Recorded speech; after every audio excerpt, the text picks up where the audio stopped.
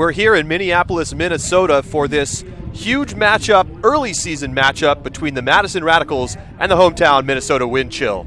Coming up next, it'll be Madison pulling to Minnesota to get things started here in Minneapolis. This is AUDL Extra.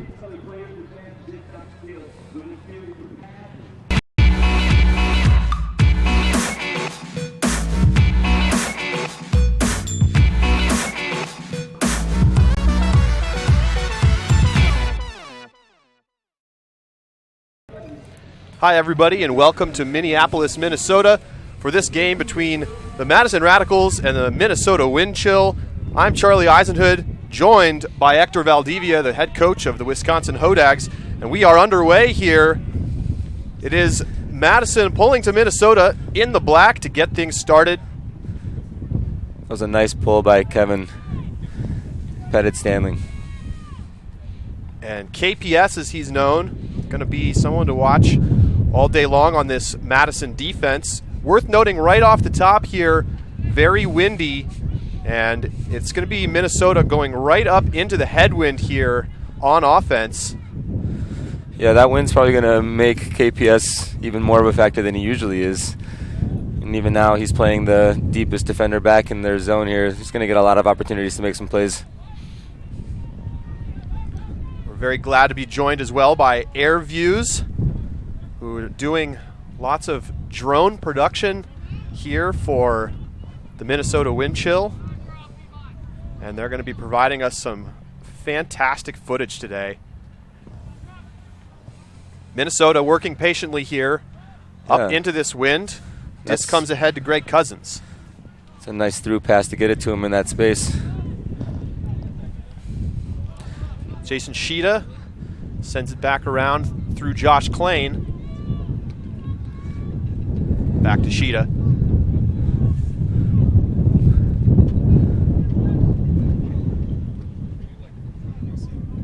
Both Klain and Sheeta have a really sharp forehand, and they're going to need to put a lot of Z's on it if they're going into this wind like this all day. So far, so good for Minnesota. Now a shot from Klain to the end zone. That's a perfect shot. And it's hauled in for the score. Minnesota on the board. And it's Brian Vanuka with the goal for Minnesota. Now, just to let everybody know, because of some changes here at the stadium, this is the National Sports Center in Blaine, Minnesota. They were supposed to play in the stadium adjacent to the field that we're playing on here today. Mm-hmm. And so they had to close the field because of the recent rain here. Yeah. And that means that we're playing on essentially an auxiliary field. There is no visible game clock, so we don't have a clock running on the scoreboard. We're going to try to do our best to keep you updated on the clock situation, but it is a bit of a difficult situation here with no scoreboard. So we will keep you posted. Right now, Madison getting started on offense. Mm-hmm. And after a really nice point by the Wind Chill, they're incredibly patient. The first move that we make is Benji almost falling down to field that pull for the Radicals. All right, they're settling in though. And Hector, as we get a little bit further along in the broadcast, we could talk a bit about the history between these two teams, what this game could mean, especially for Minnesota. It's been a long time since the Wind Chill have beaten the Radicals. Yeah, and plus they're resurgent this season. They're trying to say that they're coming with a new mentality, and I think some results on the field against the Radicals would go a long way towards legitimizing the changes that they've made so far. Disc in the middle. Ooh. Now sent out to the far sideline. Nice, great spot by Benji late in the count. And so Madison ties it up. Two very nice offensive possessions up into the wind for both teams. Yeah, I'm wondering how much of a buffer the little divot that the field rests in is providing them. I think that if you keep your throws relatively low to the ground, you'll get a good opportunity to put some Z's on it. Take another look at this one here. Shot from Karen. Andrew Brown with the goal. Oh my God, that's a rarity. Of course, Andrew Brown, typically found in the backfield throwing the assist, not catching the goal for Madison. A leading assist man last season for this team. Yeah, and a rock for them consistently back there. And biasly, also one of my co-coaches with along with Becky Liddunny in the HODAG program. It is college regionals weekend here in the North Central. The college action took place literally just across the street from here at this National Sports Center. And we'll talk a little bit later about what happened today in the North Central.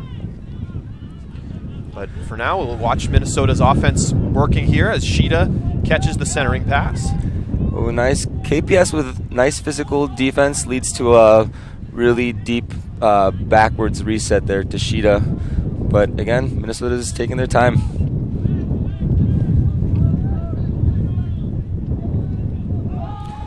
And they feel like they have a good opportunity.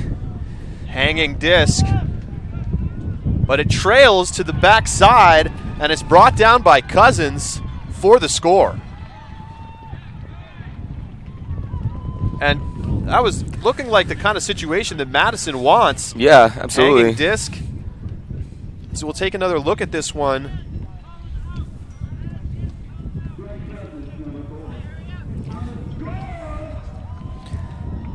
And that disc was, I'm pretty sure, initially meant to go to Eric Johnson. And I feel like going upwind, the wind chill offense decided that that was a good matchup. I generally agree with when throwing deep to Eric Johnson, but Cousins with a great job picking up on the read.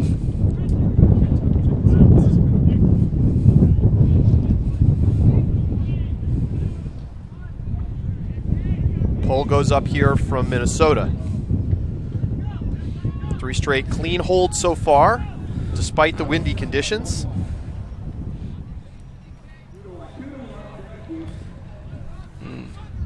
Nate Thibodeau resetting it. A little bit of clutter early here in the end zone, in the middle of the field for the Radicals. That Andrew Brown backhand to get him out of it, and a Schreibwise shot. Looking for Dave Wiseman, but it comes up well short and is intercepted by Jay Drescher. Oh, Minnesota and the return. Going the other direction in a hurry, but it's taken back by Madison. Schreibwise gets it back. Wiseman gearing up his own. A giant one to Camp. And Camp out of position, unable to get there. Nice defense from the wind chill. You throw that pass high, as soon as the wind catches it, it's going to come more or less straight down. The receivers have not been able to get in front of the defenders in any of those. Matthew Burkhart with it. Ooh, Schreibwise tries to find the lane, can't get there in time. Dylan DeClerc up the sideline. It's Brian String Schoenrock with it, and now it's Drescher. He's looking to the far side with a hammer, and it's going to drop in for the Minnesota break. Found it perfectly right behind Schreiwise's back. He couldn't get there to make a play on it. And the hometown crowd loving that one. Yeah, more cowbell. And so it's Madison's offense that cracks first. As we take a look at this Drescher hammer.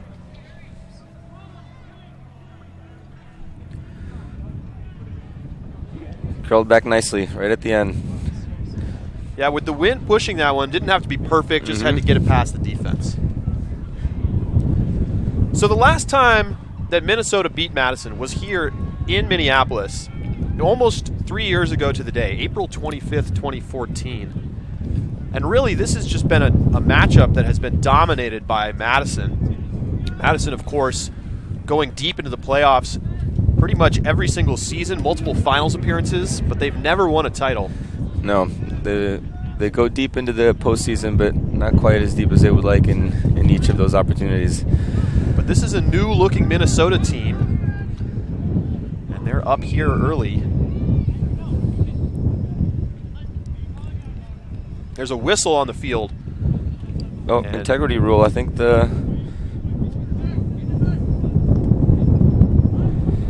Trying to listen in here.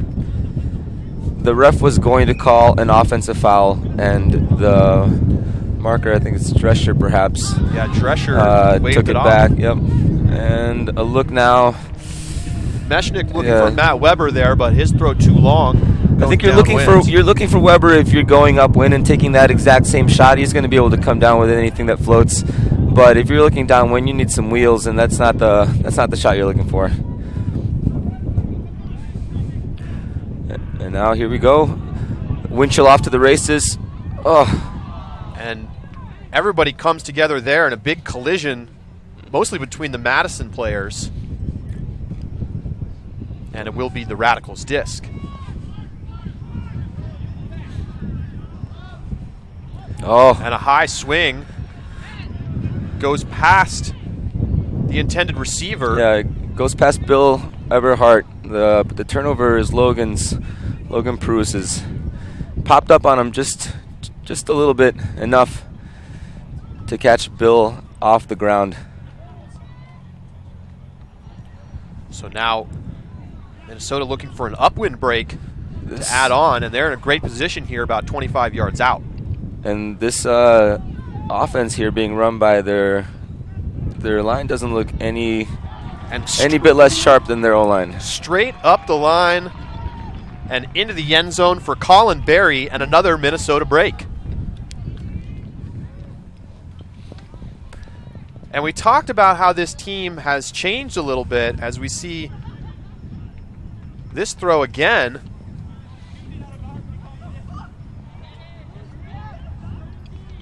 That's on a great line. That's a difficult throw. It is. It's a small window, especially with the wind being uncertain at times, but he hit that right on the nose. This wind chill team made the playoffs last year, but lost in the first round to Pittsburgh. Mm-hmm. Other than that, they have not made the playoffs. And that seems surprising for this Minnesota City that has lots of talent. And it seems that there's been some difficulty getting buy-in here in Minneapolis, and they're finally getting all of those players together, particularly some new players. Rookie Ryan Osgar was a big standout in week 1. Yeah, I mean, rookie on this team, but he's experienced, and he has a great sense of the field. Here we go now. The Radicals moving it up this break side. Shrywise looking for the long swing, and he gets it out into space for Camp.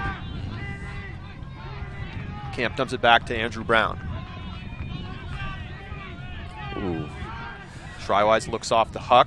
Yeah, Wiseman's too deep for him there.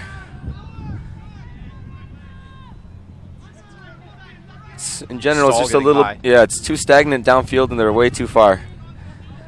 You can see how deep the stack is right now. This is a good shot. There it is. Looking for Camp. Coverage there. Camp goes up, but too early. Goes over his head. Good defense from the wind chill with help coming on the backside. And Danny Collin will bring it to the line for the wind chill. Right away it's in. And another big look. This huck, nobody there but the offense, and it's reeled in by Logan Weiss. Shrywise now on the mark. And Weiss just goes with the easy flick. There's blown coverage there, and it's a goal for James Kittleson. Attacked Nate Thibodeau aggressively on that back shoulder, and he wasn't ready to respond. Open on the open side. 5-1 Minnesota. That's 3 straight breaks. And you can see here, they just didn't cover the cone. Just a little backdoor cut.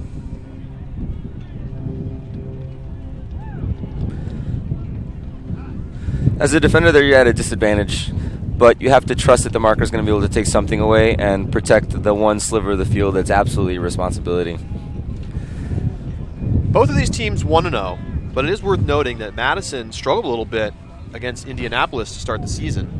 They did, and not excusing either that win or this start, but they've been a little bit of a skeleton crew so far, and they're awaiting people coming back from some tweaks, and then also a couple of college players that are going to be playing with them. Now, both of these teams will be picking up players from Wisconsin, Minnesota. In fact, on our roster, they're each going to get one player. Well, 2 Radicals. But Nick Vogt is going to be playing for the Windchill. Oh, and another missed shot. Andrew Mechanix broke the ankles out there of his defender, but the throw too far. So Minnesota with a chance to pile on here. This is an interesting matchup here between Mechanix and Drescher. Drescher, one of the league's best defenders. Yeah. Oh yes, tenacious. I think and very fast. Yeah, I think I saw him put on Twitter that per points played, he's number 2 in the league in blocks. You'll find a way to crunch the numbers. Yeah. I don't know who number 1 is. He didn't mention who number 1 is, but he has certainly a reputation for fiery, tough defense. Ooh. And a contact there and a whistle. Absolutely. And it looks like it's going to go against the Windchill. I think that's the right call. Yeah, he was trying to create that contact. He did. In a major way. If you can knock KPS over, you've got momentum behind you. High stall and a double team, but they get out of it with a little blade, and now they bring it around to the near side for Brandon Mattis. They need to make those throws more difficult for the Windchill. Oh, and a gift. Schoenrock just doinks it. Oof.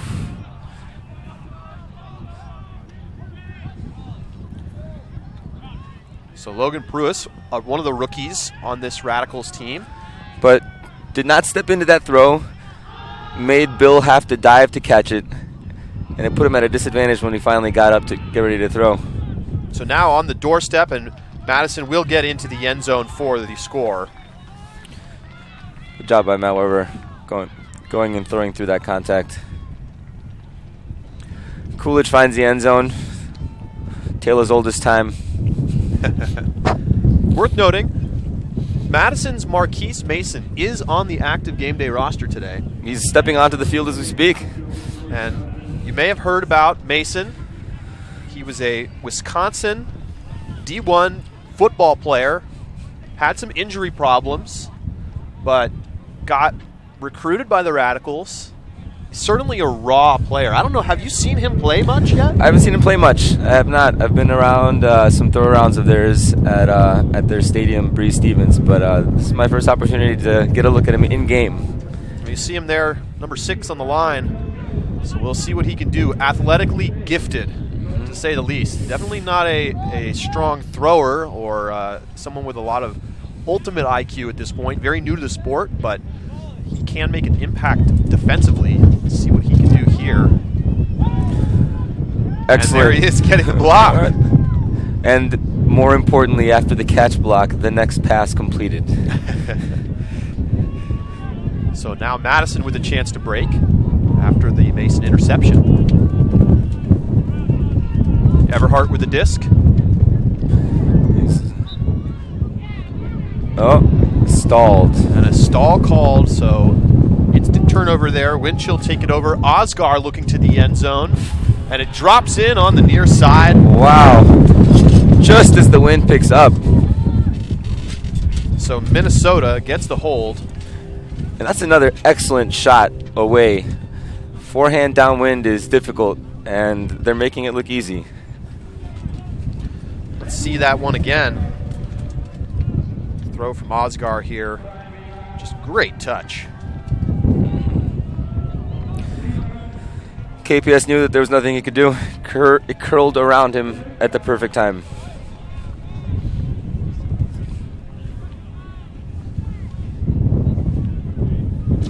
So what's the feeling, Hector, on the ground in Madison? Is this Radicals team seen as a little bit weaker than in years past? They lost a couple big-name players, Jay Frood, Abe Coffin, and Scott Riggles retired. Mm-hmm. So what? I mean, you know, you're around the team.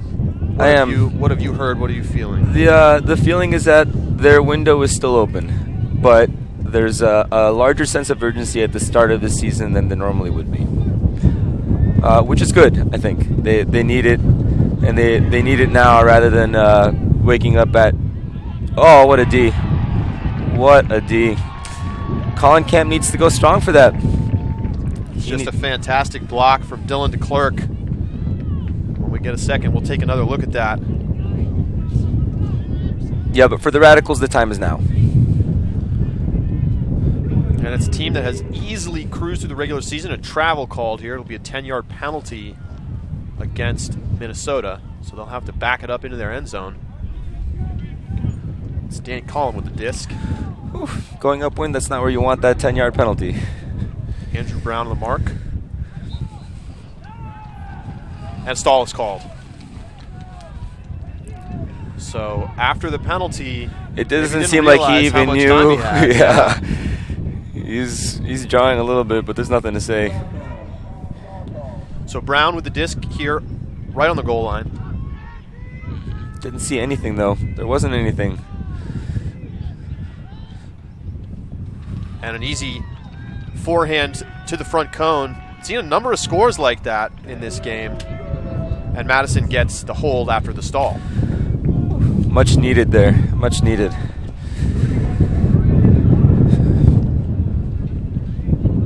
So we're running down on time here in the first quarter. We're going to try to get you a time update when we can. Again, apologies if you're just tuning in. The game is being played in next to the stadium because they are not able to use the stadium field today because of some rain that's been here over the last week or so.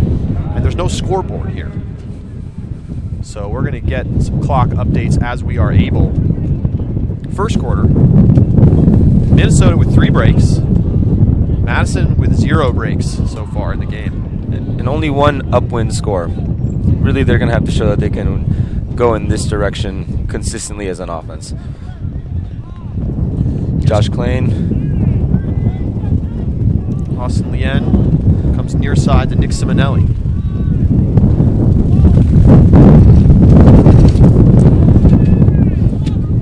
Strong wind gusts as Klain gets it back and fires a backhand to the backside, and what a shot from Klain.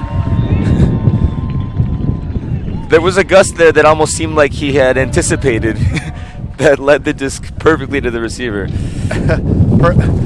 There's the wind that I need to drop this one in. Here's another look. You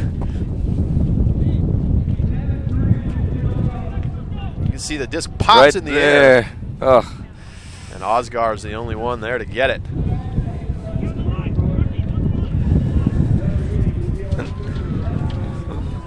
Several times now, the Radicals defenders have been in a pretty good position where you would expect to have to play, but the throws have just been out of their reach.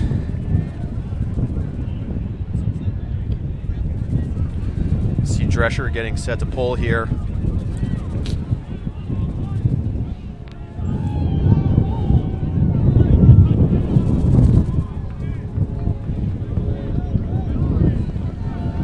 Madison with some urgency here at the end of the quarter. Now look deep. Lots of bodies back there. Oh! Was nearly caught but dropped in the end zone. And the buzzer goes off here at the end of the first quarter. Dave Wiseman knows he let that one get away. That went right into his lap. And so we get to the end of the first quarter. Minnesota with a 7-3 lead, 3 breaks in this first quarter. Impressive start for the hometown team. Madison in a situation they haven't faced all that often. An early 4-point deficit. And it's not just the points; it's the disparity in level of play right now between the two teams. Minnesota looks sharp, whether it's on offense or defense, and the Radicals are looking a little lost. We're going to take a quick break. We'll be right back for the start of the second quarter.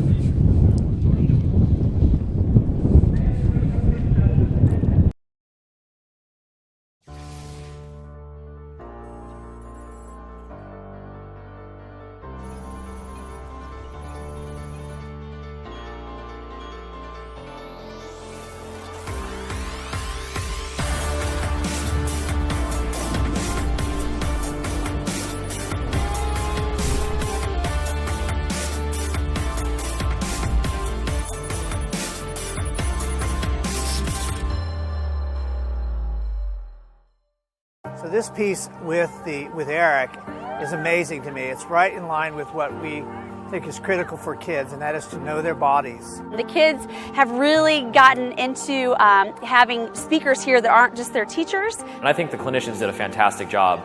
All the kids were engaged, none of them were distracted. They seem to get into it right away. I just want to reach out to Eric and tell him, you know, thank you for coming and sharing the message that our kids can speak up. Early recognition is critical, and I look forward to doing more things with Eric in the future. It's been great for us as a staff and for our students to experience the message you guys have, and highly recommend it for any school that has the opportunity.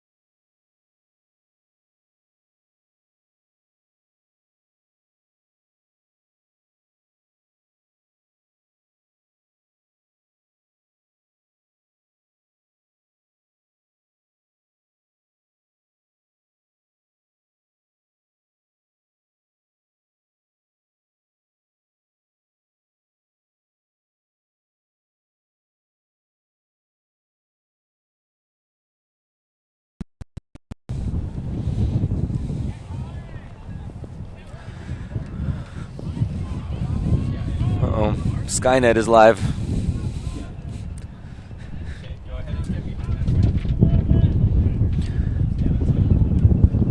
Dealing with a couple of technical issues, folks. While Andrew Brown deals with the markers issues. Issues dealt. Now Shrywise.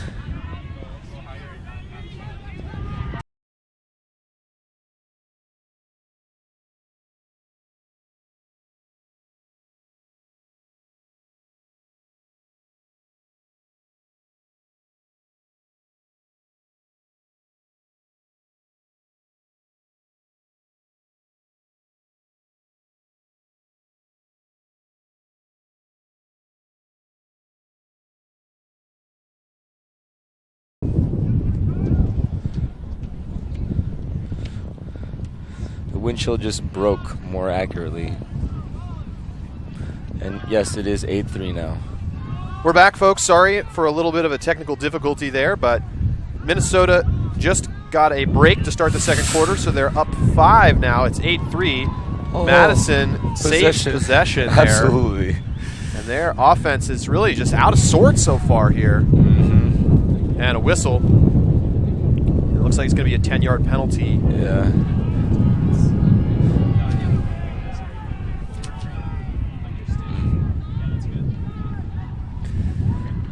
Ooh, and after that penalty, a much-needed quick score.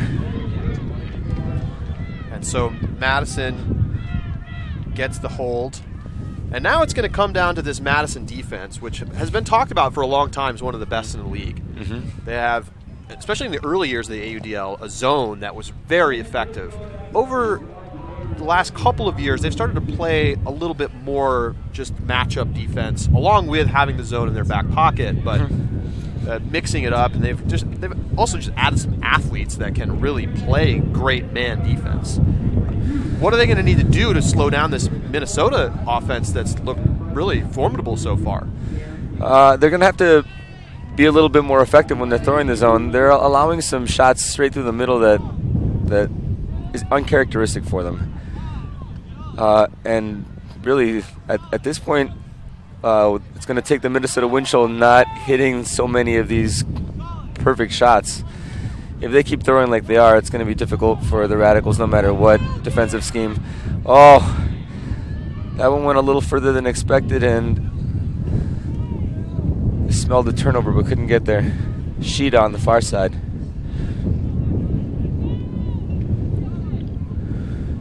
Just swinging it and working it up the wings. And that's just been great patience so far from Minnesota.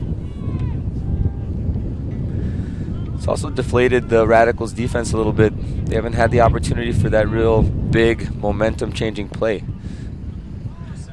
Again, air views offering us some drone perspective here. See that Madison zone. Trying to slow down this Minnesota attack, and now a whistle. Yep, foul on that double team. Josh Klein walking it up.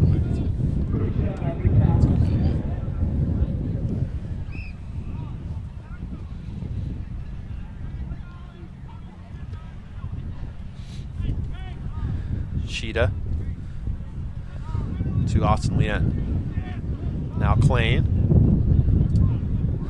Oh, they're going around here, and it's high popping swing. up. Oh! Taken away. Matt Weber, exactly as I said. Finally get to that high floating pass after a couple of near misses, and now a timeout for Madison. That's probably a good call by Bill right there in that moment. Well, they have not been able, they've gotten the disc a few times, but they have not been able to really marshal the offense. This will give them a chance to bring the O-line back onto the field. Yeah, I mean, not only that, even if they'd had the same 7 guys, they just needed an opportunity to take a breath there before they tried anything too rash. I think, yeah, getting their offensive line on here with slow, low pulses will be the best chance they have here of getting a break upwind. Take a look at the crowd here as the teams head into the timeout. This is the beautiful National Sports Center complex, one of the biggest soccer and just athletic complexes in the country. The U.S. Open will be here this year. Youth Club Championships are here every year. Exactly. And it'll be a combo this season. The two will happen at the same time. And that was long overdue. That's a fantastic idea. You like that idea? Absolutely. From a high schooler's perspective, I would love to go to YCC as a player or otherwise, and at the same time get the opportunity to see the teams that are going to be there at the U.S. Open playing. I think the moment that they thought of that at USAU, they were like, yeah, this makes excellent sense. They have all the fields they need, including a stadium for the late bracket games at the U.S. Open, so they can broadcast those. And even this one here, beautiful field. If you hadn't told me that we weren't playing at a stadium and that this was the field, I would say, oh, this is nice. It's true. I was here at YCC a couple years ago and watched a showcase game on this field.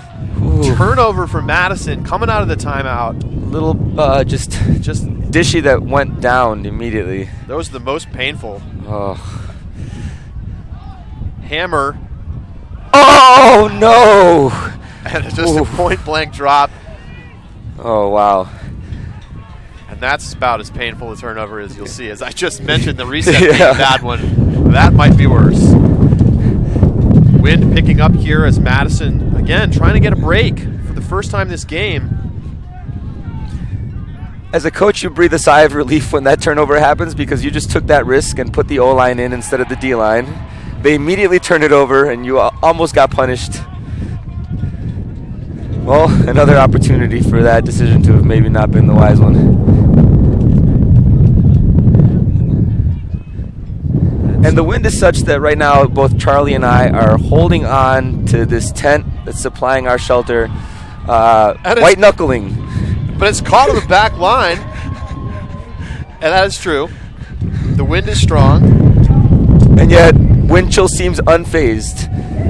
Well, let's look at that again. It looked like it was going to be a turnover. You see the shot goes high, but then at the back of the end zone, there to clean it up.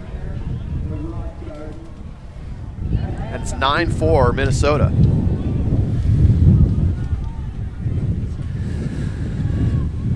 Two opportunities there for the Radicals O-line to turn that into a break, upwind. They need an upwind break. They need that opportunity. They're going to need more than just that. Oh, yeah. Let's start with one. And you know what? We'll see what happens, though, because when the sun goes down, as it probably will as we get through halftime, the wind patterns could change quite a bit. Madison offense. Swings it over to Pruis. He looks deep straight away. Oh. And it looked like it might have been a drop. Thomas Coolidge. No, it wasn't a drop. Eric Johnson got there. It looked like a great matchup and a good shot because Coolidge had space deep, but with EJ there, if it's not perfect, it's not a reception. Eric Johnson getting back into the groove. Not playing on the team last season. And he's another player that Minnesota adds that's really going to make a difference. You see it there, just the athleticism to be able to make that play. That's not something they've necessarily had in the last couple of seasons. Yeah, he's a bull back in the ring after a season out the stud. Incredibly powerful. Great throws. Oh! And it's a Callahan. Ill-advised throw by Tristan Grovender. Threw it blind. And it's Coolidge who cleans it up. We'll see it again. Just tried to throw the reset. Didn't see Coolidge coming.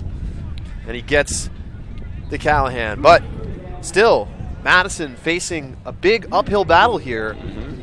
And the downwind scores are just not all that meaningful for them at this point in the game. No, they're going to need to break in this direction.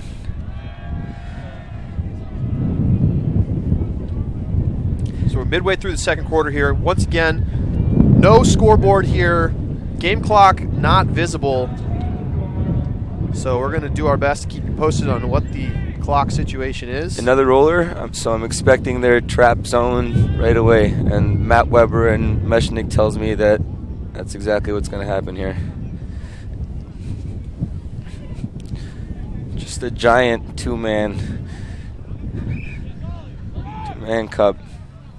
And they go straight back to Klain to beat the double team. Comes back, and now they break through to the middle to Sheeta.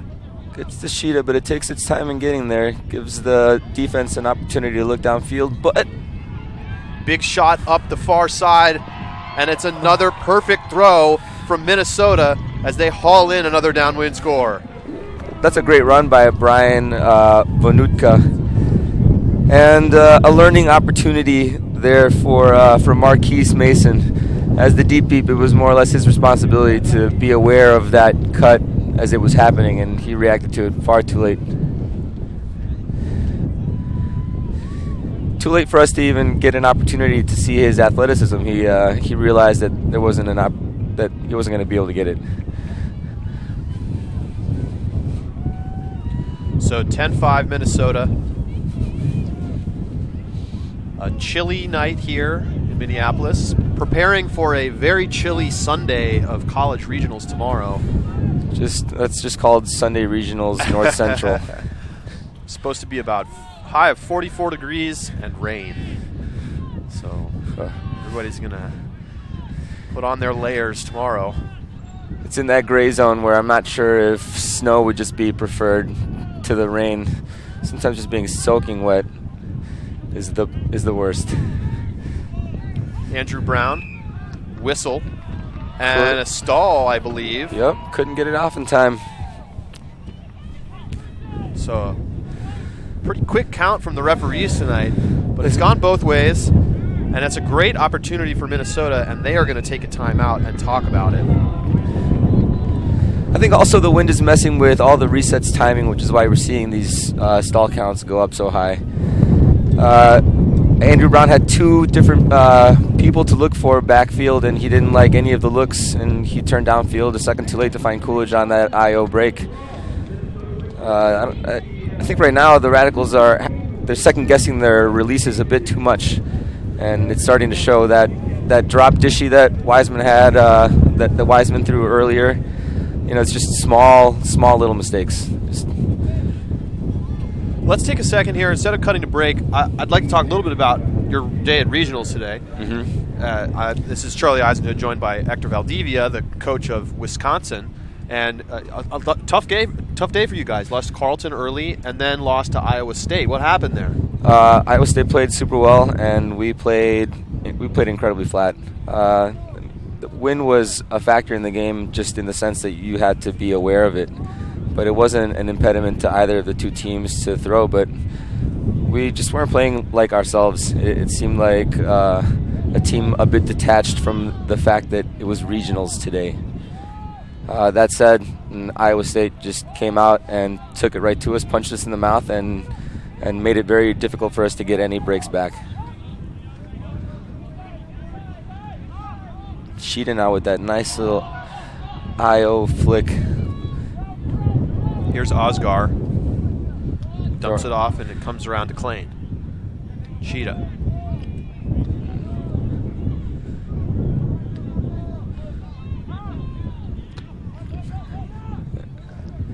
Nutka here. Sends it back and around to Klein. Good little give and go just to change things up. Sheeta and Klein have worked well together so far. Klein inside to Simonelli.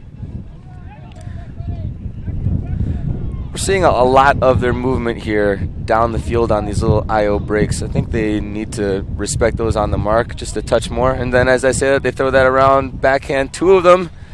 And a layout up the sideline, and it's caught for the score. Minnesota goes upwind and makes it their largest lead of the day, 11-5. Well, a perfect opportunity to change what you were doing to exploit the defense in that moment. They went IO by Sheeta, IO by Klein, IO by Sheeta, and then 2 nice little backhand around breaks. And the layout keeps the elbows in. Minnesota up by 6. So time's starting to wind down here in the second quarter. The Radicals with no answers so far. They really haven't had any answers. And, you know, like you said at the start of the show, there's a whistle here as we may have had an offsides. They're not traveling with their tip-top lineup this weekend. But I don't think that's an excuse for this Madison team at this point. No. It's a team that went undefeated in the regular season last year. They go to deep into the playoffs every year, and, you know, the talent level is rising around them in the Midwest, and they're going to have to adapt.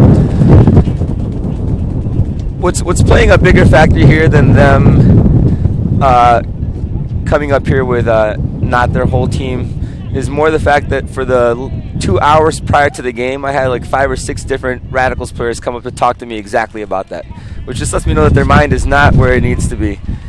Oh, and a heavy collision there. Oh, And an easy incredibly whistle. heavy collision. And seems to be some frustration from Minnesota for Kevin with that catch, as well as the better part of Schreiwise's knee right to his back.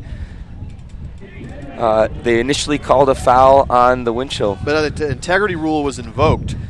And that's because it had been Schreiwise that had made that impact with Kevin and not a wind chill player. So second time we've seen the integrity rule here in this game. Madison really needing this upwind offensive hold. Going up the line, looking for it. There's Camp, and he's got it. Okay, that's twice.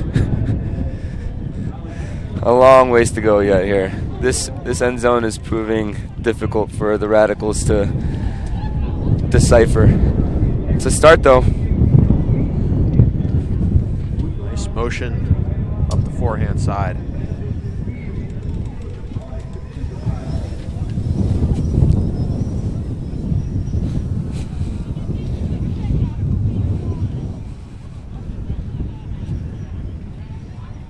And just to get back briefly to college regionals, so Wisconsin will be playing in the third place bracket tomorrow, looking for the last bid. Correct. No opportunity to get one of those top 2. No, we're out of the semis and finals bracket. A long road. Well, the one that we chose for ourselves with the way that we played today, and all we can do now is walk it.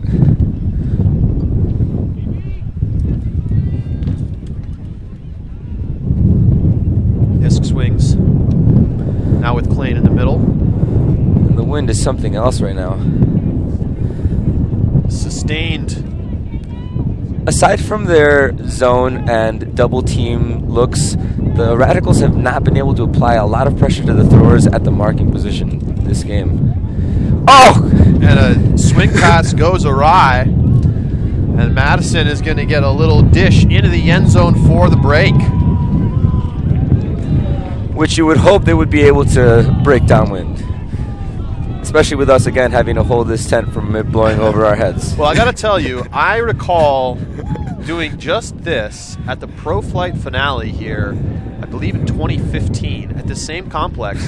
That is the windiest tournament that I have ever been at. I've never seen windier ultimate. It was nothing like this. It was twice this. That was unbelievable. But it is quite windy tonight, and the teams dealing with it there. See the effectiveness of Madison's defense going in the downwind direction. I've been on some windy ultimate fields, and I wasn't at the Pro Flight finale, but I'm going to go ahead and guess that I may have played in worse. wind here. I believe it. I believe it. Just checked in near side. Wow. Turns out to be the right throw. Gets it to Sheeta in the center. Goes all the way around. Eric Johnson dishes off to Sheeta. Now Klein.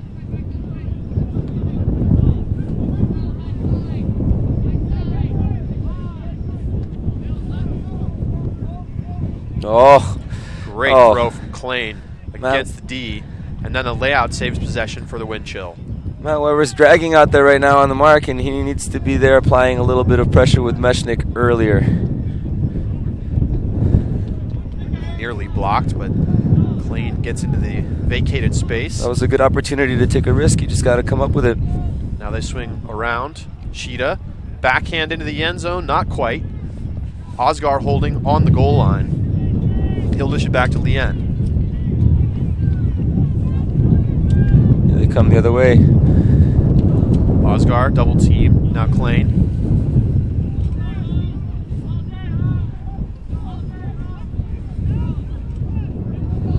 Radicals defense looking sluggish out there as Minnesota patiently works against these doubles. Klein. Marquise is a bit lost out there. Klein, Stahl getting high here.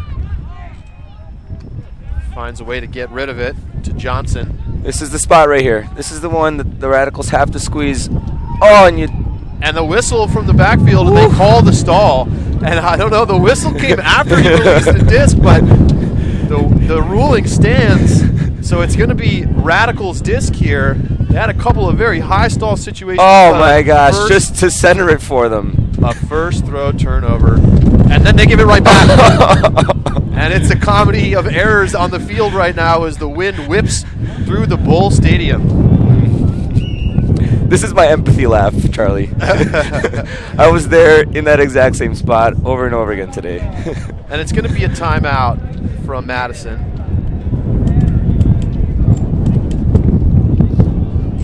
And they will talk things over. So an interesting game so far. Despite some early wind, the teams looked very good. Both offenses looking strong at the start of the game. Mm-hmm. But Madison went through just a rough patch in the middle of the first quarter. Gave up 3 straight breaks, and they just really haven't recovered from that yet. It's been an even game for the most part since then, but they haven't really found enough. It's not that they haven't gotten blocks. They've had chances with the disc, but they can't seem to put it in upwind. And the body language there is starting to change a little bit for the Radicals on the sideline. You're right. I mean, they've more or less traded out since that initial stumble, but they looked a lot more defeated than that. And now I feel like the Radicals are starting to find somewhat of a rhythm, but none too soon here.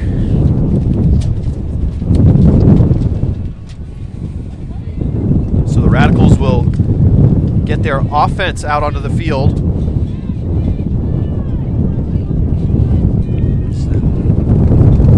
Nice, clean vertical stack here. Just checked in. Good initial defense for Minnesota. Mm-hmm. Ooh, and Trywise with an attempted turnover, but does well on the second attempt.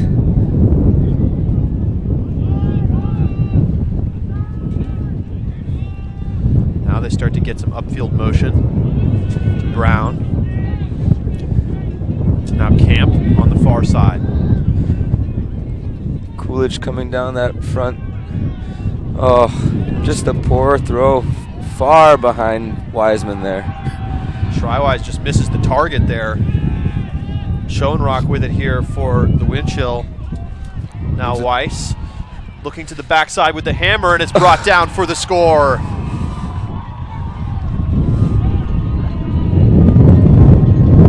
Jay Drescher with the goal. He's having a great game. Jay Drescher's having a great game. See it again. They've been loving this hammer, getting pushed by the wind. They didn't really really have any business coming down with that one, but they've been winning the little effort battles in this game as well as the big upwind scores. 12-7 Minnesota. And there's not much time left in the second quarter here. 12 seconds, I think the biologist said, or something close to that. So just a few seconds left on the clock here. 12 seconds is definitely enough time to not only get a couple of passes upfield, take a mid-range huck. You don't have to throw the immediate Hail Mary. Remember, the clock starts when the disc is caught and put into play. Another way to think about it is the Radicals had 12 more seconds of defense to play to have denied the wind chill that last goal. That is true.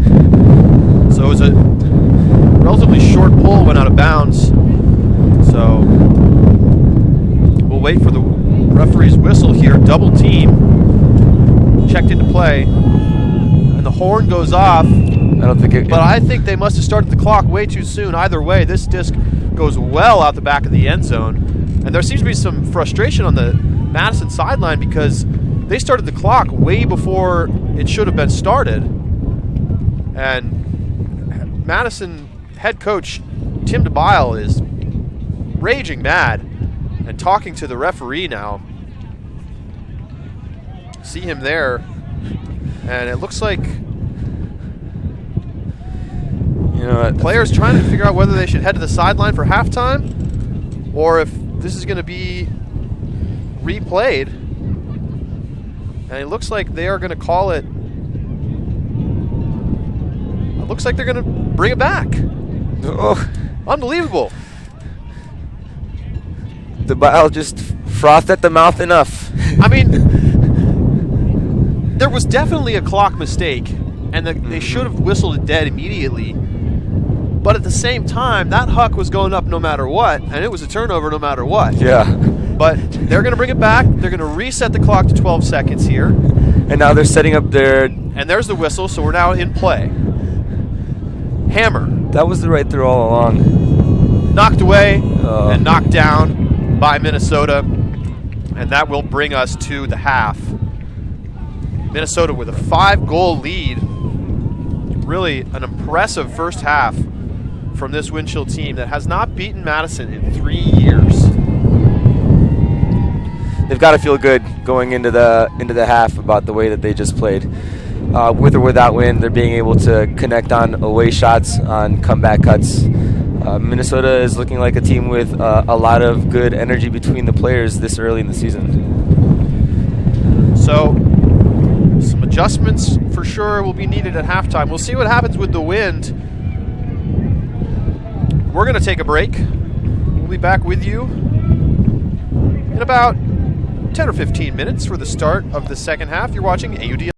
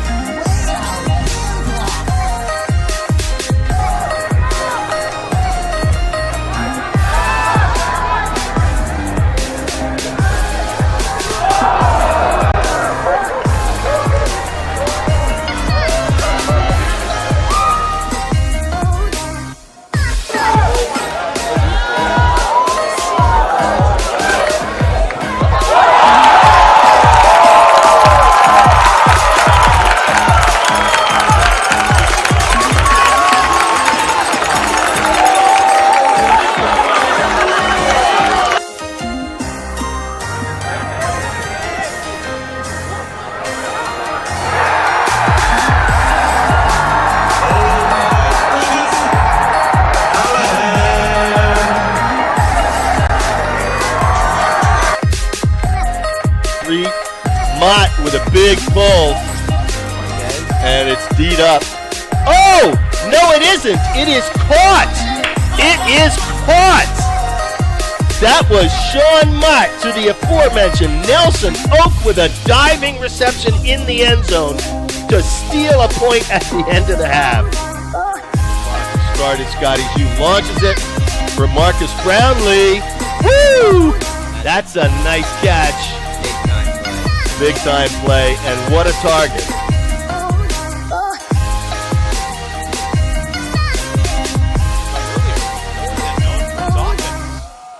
Looking long, Cisco. He just has a knack for getting open. Not in the end zone yet, though. Double team near the goal line. The near greatest, it'll work out. Back to Cisco for the score. You gotta be kidding me. Wow, that was incredible. And that was exactly what Raleigh needed right now. With 43 seconds left in the quarter, Dave Snoke was his last resort. The throw kept floating out of bounds, and Snoke, a clean greatest, back to Cisco as if they drew it up.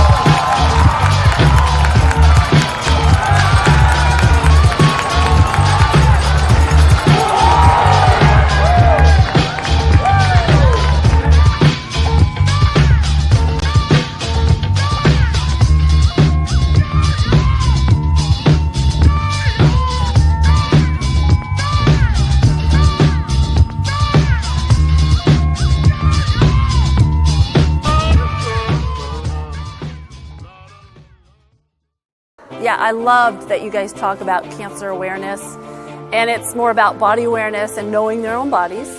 And I think Eric is a wonderful way to bring this into school. You come with a complete program. The information is good. It's presented in a very professional way. The instructors do an excellent job. I think the kids overall had a great time. I can see from their responses that they want us to get some more Ultimate discs in the school, and that we'll be playing all the way into the spring and summer. We really appreciated you coming out. We love the message you guys send. Yeah, thank you for coming out. Thank you, Eric, for coming out to the Pittsburgh area. It's a great experience for our kids. Thank you for sharing your message with the kids. We really appreciate the energy that you've brought, and I really encourage anybody else who might be interested in this program to bring them on in.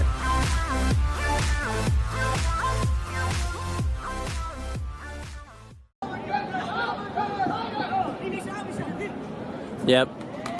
And that was a very easy point from Jacksonville. It looked like the Jacksonville player initiated contact. Freystadter's working his way down.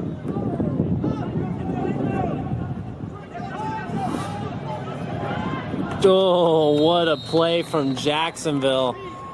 9.9 seconds left. There's not in. And able to squeeze. Picking up. They're going to double team him. Oh, this could be a Cali. I don't know. Jacksonville, I would not be shocked for a quick response. Yep.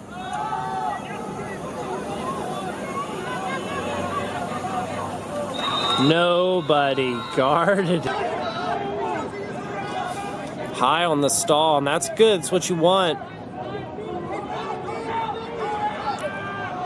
Nobody there. Good throw.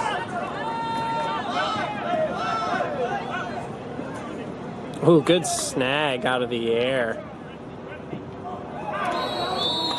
Great catch.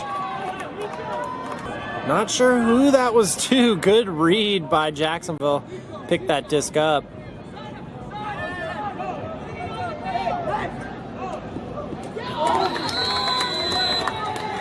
Tough one. They're not looking to pressure anything deep. This could be it. They get it.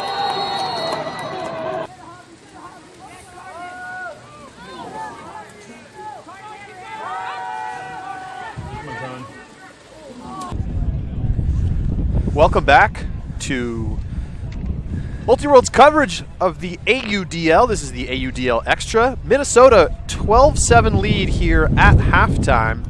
Getting ready to start the second half. It will be Madison pulling to begin this second half, and there is the opening pull of this second period.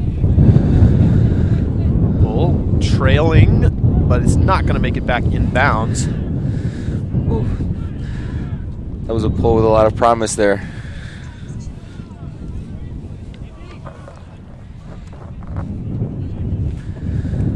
A promise unfulfilled. Instead, it's the wind chill at the brick mark.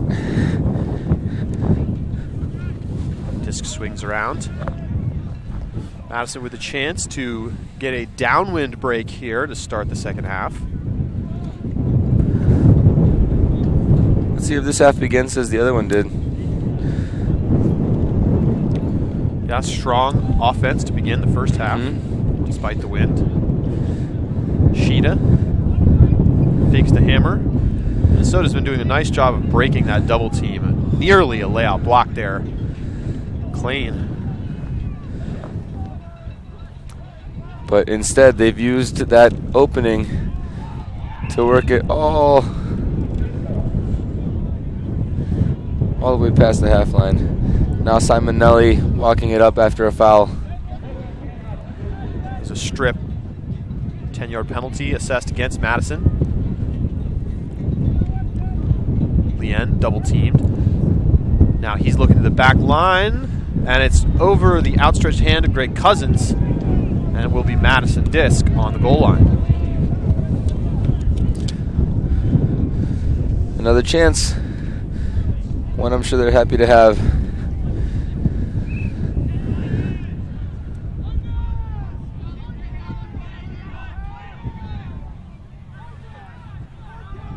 Scantling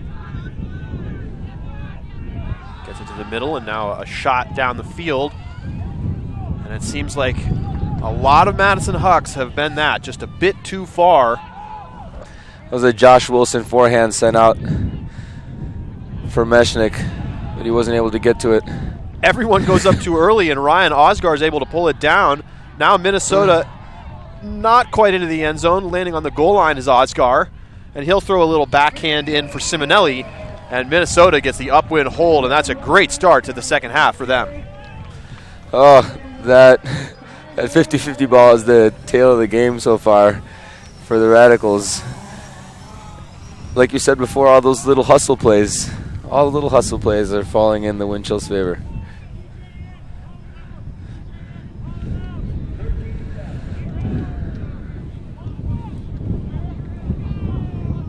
And I guess the question is this.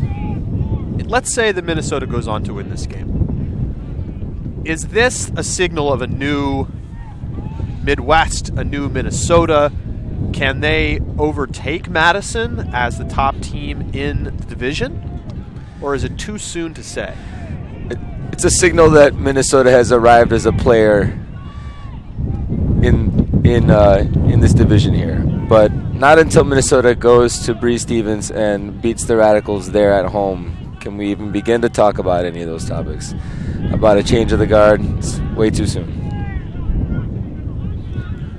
Madison back to work on offense here. Plenty of time left in this game, that's for sure.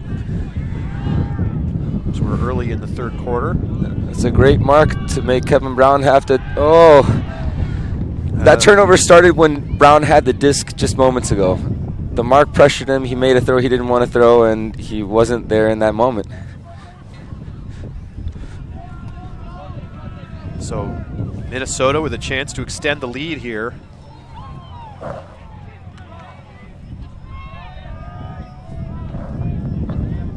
Schoenrock. They go up the line and into the end zone for Jay Drescher. And Minnesota up by 7.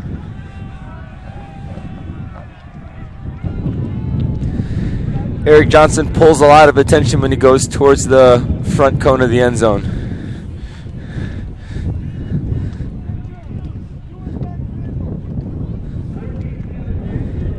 Wiseman was coming in on the help for the Eric Johnson upline cut.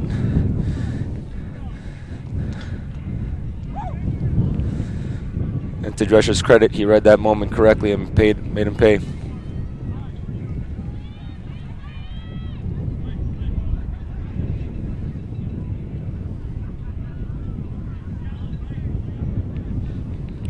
Pole goes up there for Matthew Burkhart.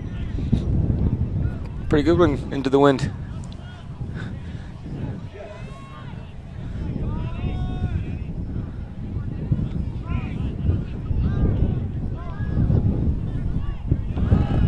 And Feldman. Ooh.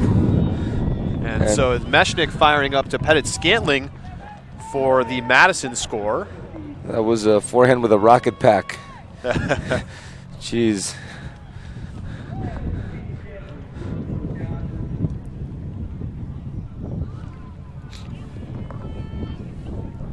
Take another look at that throw. Zipping down there to Pettit Scantling.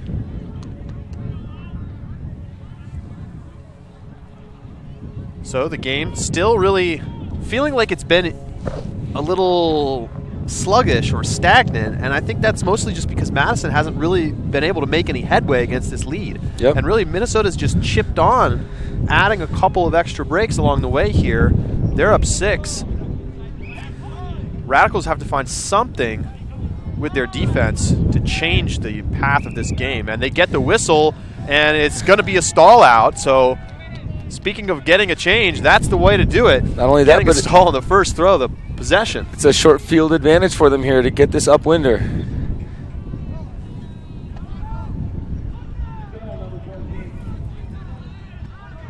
if they can finally cash one in. Oh, that's a tough throw. That's a tough throw. And they give it right back. Not Mechanix strength either. A little touch forehand. And now a little bit out of position defensively in Minnesota. Off to the races. And all the way into the end zone. And that is deflating if you're a Madison Radicals fan. Simonelli to Cousins. Off of the fast break. They just really never got right after the turnover. And just went bang, bang, bang. Back to a 7-point lead for Minnesota. Oof. As time ticks by, that looks more insurmountable. Minnesota's not slowing down. But you know what is slowing down a little bit is the wind. Yeah. And as I said, as the sun goes down, you called it. Often you'll see the wind start to die down as well. It's still, there's still a breeze, but it's not as windy as it was at the end of the first half. We'll see if that affects the game here down the stretch. You got to think if Madison can start to get some Ds and not have to go into a headwind, that it's going to give them a little bit of hope about being able to change their fortunes. Oh. And a big rip. Starts right there. Outside in forehand. Kevin Brown finds Shywise. And that's what you need. Quick O points. Get your defense back out on the field. Nice throw here.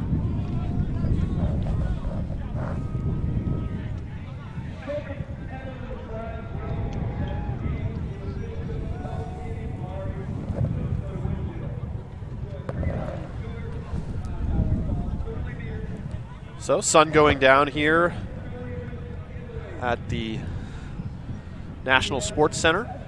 We are on an auxiliary field. They have lights set up. You can see one in the back left of your screen there. We're going to see how effective those lights are at lighting this field. They do not have sort of standard stadium lighting here. It's a big field, so we'll have to see. It's a very wide field in the AUDL. I'm questioning how bright things are going to get once the sun is down completely. Minnesota offense so sharp. That was easy for them. That was easy for them.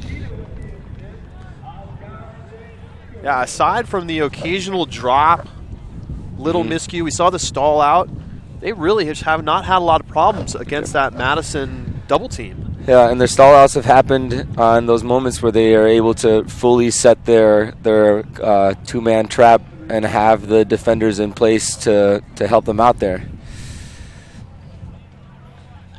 They need to start generating some plays in the flow.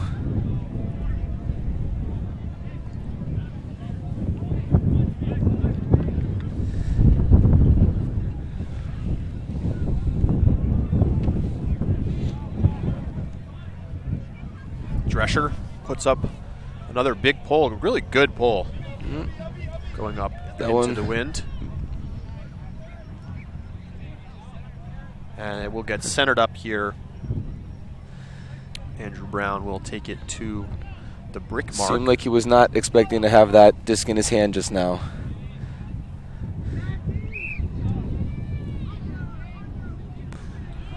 And it's a set play, looking deep for Camp. Trailing edge catch. Not quite into the end zone here. Oh, cut through the defense. And a layout, and it's a takeaway, but I think there may be a whistle here for a foul. And that would be the correct whistle. Shywise got hit on the arm there, or maybe had already caught it when Schoenrock laid out, tried to knock it away.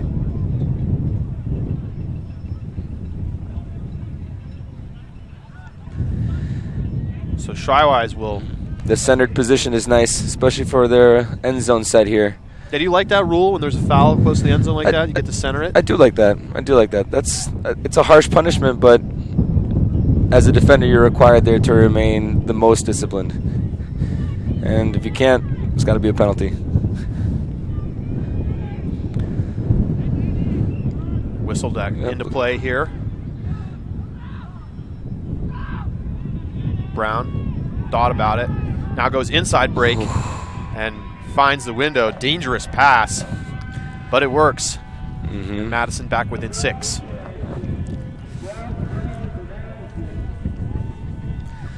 Well, if back within 6 is what qualifies for good news right now for the Radicals, so be it.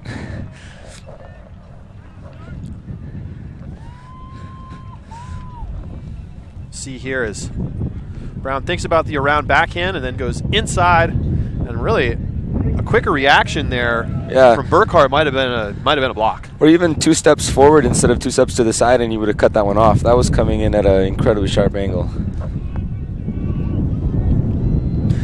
And here's Pettit Sandling's pull again. He's getting it farther each time at least. Minnesota does well to get it off the line before the Madison defense is able to set. Lien breaks through, and it's just really not effective at the mark. And you've talked about that already, Hector. Just not a great job of stopping those through throws that are really punishing. Minnesota carving again down the field. Radicals are staying with it though. They commit fully to the bend, but don't break. The problem is that does rely somewhat on the wind chill making poor decisions, and in that was a poor decision, whether it's a foul or not. It's a really tight throw that they don't need to be taking into the end zone. I agree, and I'm actually surprised to see that was called a foul, but yeah, there must have been some contact there. And it will be wind chill disc at the center of the front of the end zone. And again, just the defense caught sleeping. Minnesota finds the hole, and they get another one downwind. 17-10, wind chill. Weber not happy with something. And yeah, there was some discussion there, but pretty one-sided, it turns out. The lead's back at 7. Now, here's another question for you. Does this surprise you that Minnesota is out in front by 7? I mean, we haven't ever seen Minnesota beat Madison by what would be 7, a large margin in the AUDL. Does that come as a surprise? A little bit. A little bit, because I wasn't sure exactly how the new players were going to be gelling with the wind chill returners. But seeing them now out here on the field, they're looking like a team that has spent a lot of time on the field together. Whether that's true or not, they're playing like a team that has been around for a while. And so, no, I'm not surprised to see them up 7 with the Radicals giving them the opportunities that they are. I think having seen the game, I agree, but I did not expect their offense to look as sharp as it has. Absolutely. And the Radicals give it away on a high backhand. Again, yep. Got away from Kevin Brown there. He popped it up. Collin picks it up, breaks the double team, and they'll send it all the way across. Radicals playing that contained defense. Another great backhand break.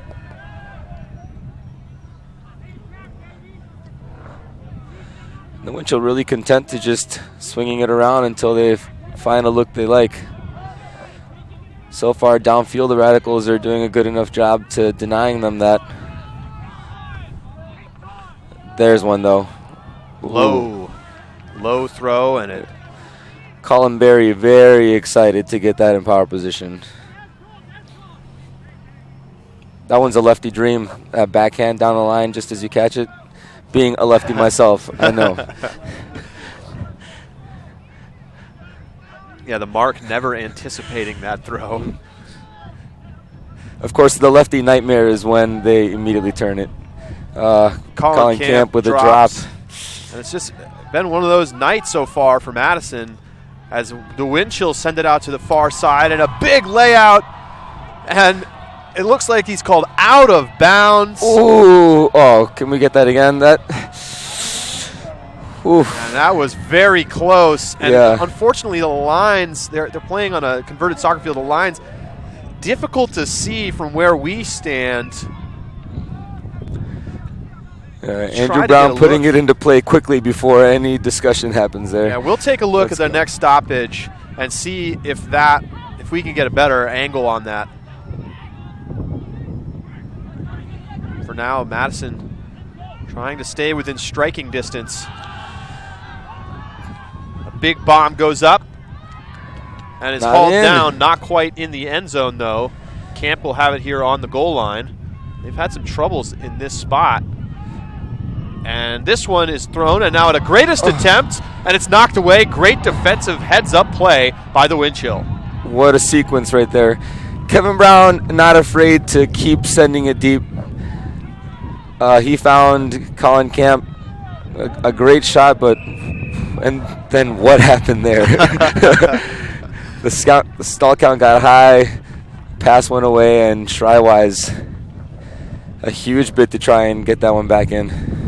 And the Winchill are going to take a timeout here. That'll give us a second to look and see if that layout on the far side was in or not. Let's see if we can tell here on this replay. And it's just so hard to tell because the line is so dim. We'll slow it down.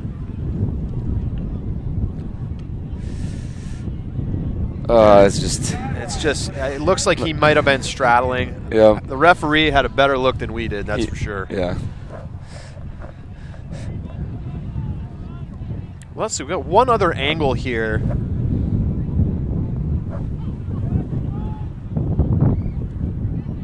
He lays out, and that was very close. And really, it's just what was his first point of contact.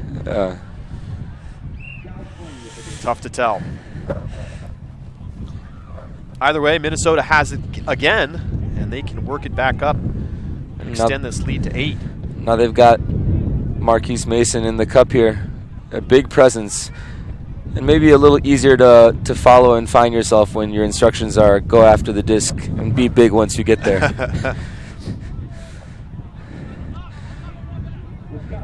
So you can see, as a new player, just learning the deep in a zone like this is a really demanding place.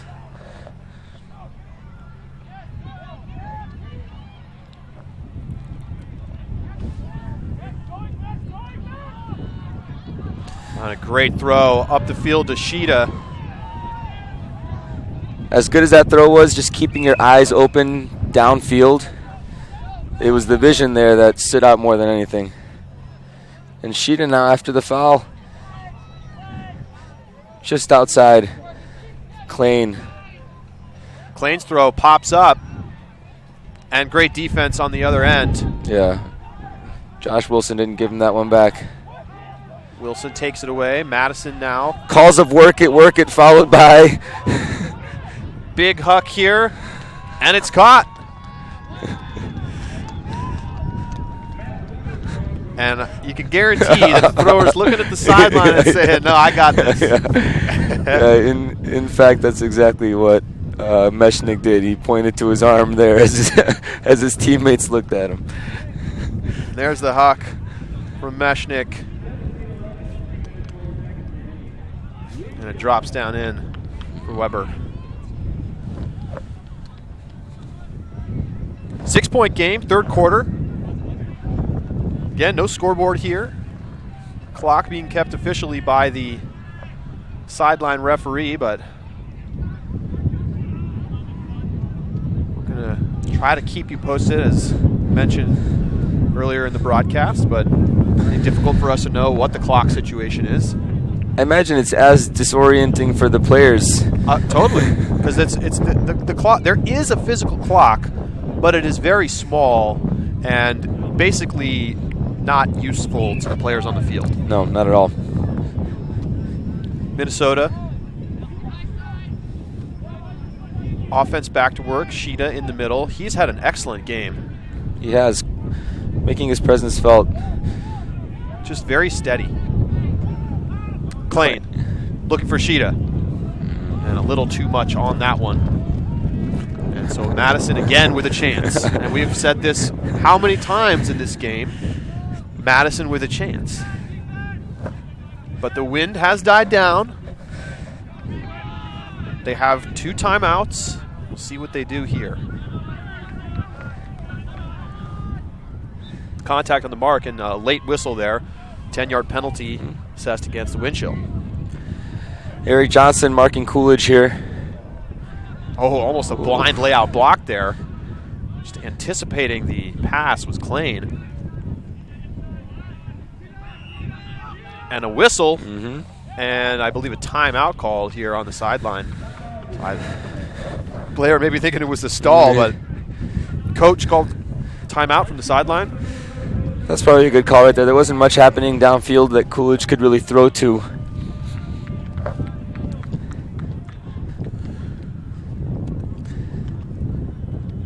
Well, we're going to take a quick break. We'll be back after this timeout.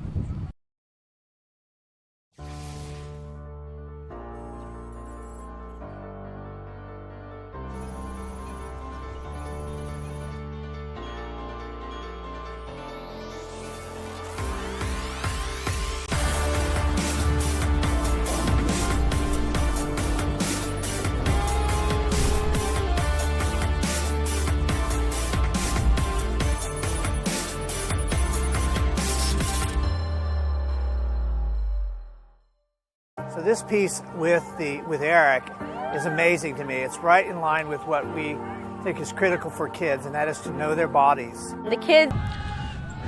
And a quick timeout. We're back into play here, and an immediate turnover out of the timeout for Madison. They were looking to set something up, and they got a cutter open, but the throw not there. So Minnesota will take back over. If they had set something up, the moment that the disc was tapped in, Kevin Brown went black. He just blacked out. And a dangerous pass, but it works. Minnesota gets it, and they're back up by 7. Wiseman just couldn't get there in time. Dylan DeClerc with the goal for the wind chill.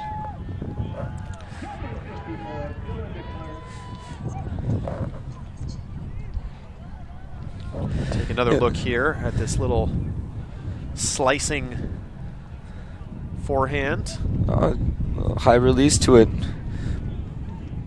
With the wind, though, just set it up there, let it go, and have the wind help you. More stats for Jay Drescher today. Yeah, I definitely want to take a look at his stat sheet after this game. A couple blocks, couple goals, couple assists. Playing very well for them. I keep looking to make sure they don't have another guy that looks just like Jay Drescher out there, but it's just him. He's out there in 2 different places. Can't possibly be him again.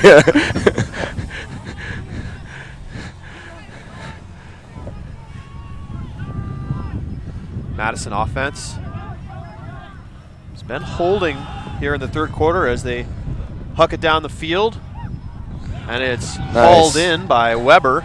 Yep. A great lefty backhand by Bill Everhart there. The hucking has connected more here in the second half for Madison. I think the defense got sucked in, and Everhart recognized it in that moment.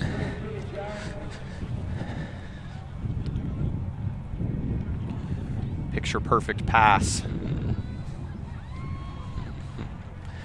And an admirable bid there at the end, if a bit futile.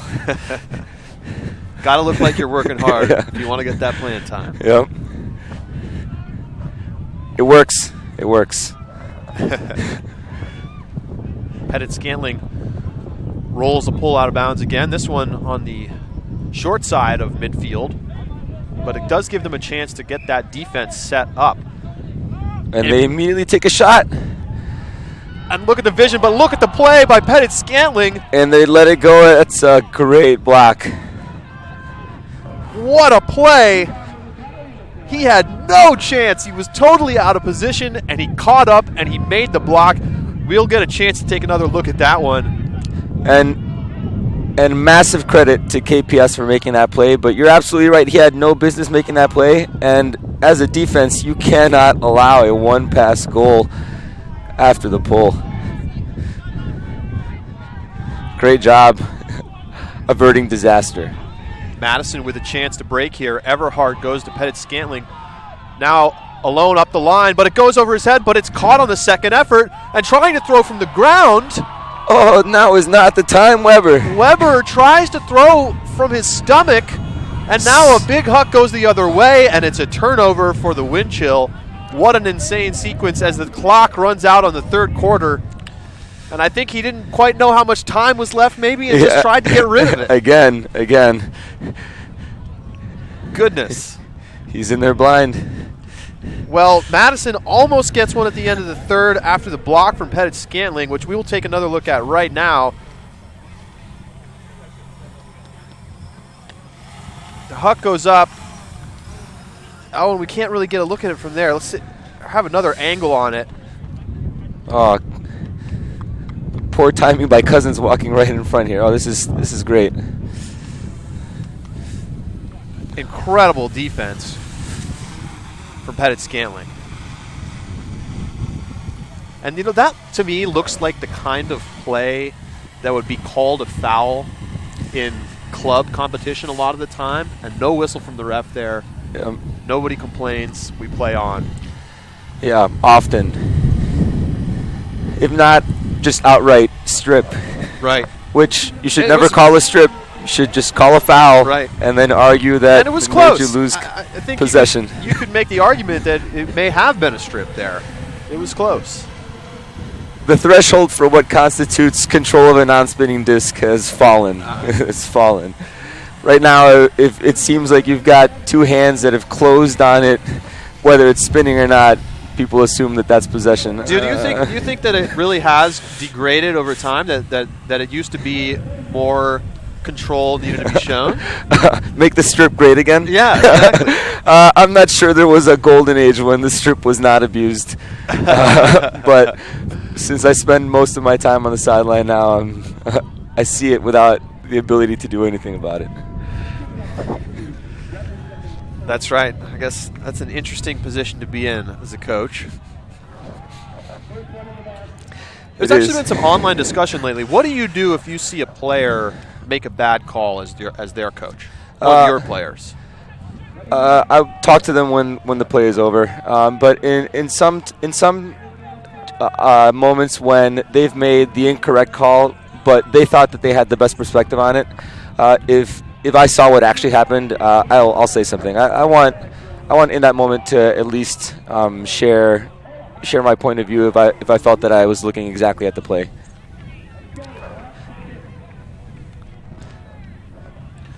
So we begin the fourth quarter here. Minnesota up 7.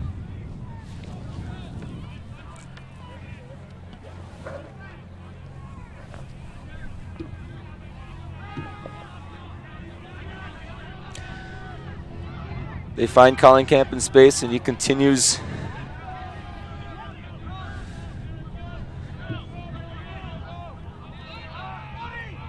High throw there. Yeah. It's brought down nicely by Camp. Camp is a tremendous target. Does an excellent job of catching discs high in stride. And a great inside forehand. Andrew Brown, I believe, connecting with Coolidge, was it?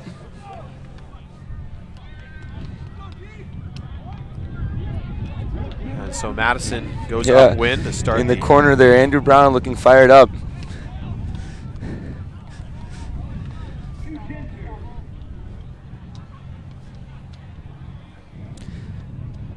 Nice hockey assist there by Schreiwise. A little dishy up the field to Brown to put him in position to make that throw.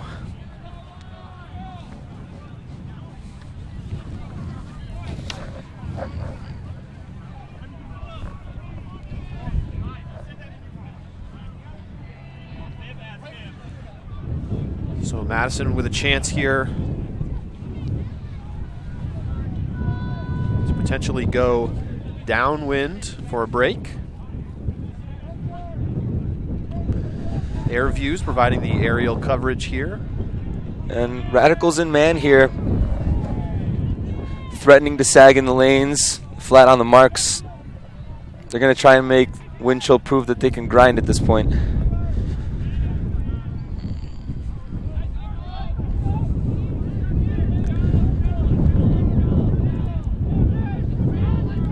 Sheeta, double layout, and it's turnover. Madison with a chance to get a break. And that's exactly the pressure that they wanted to create there downfield.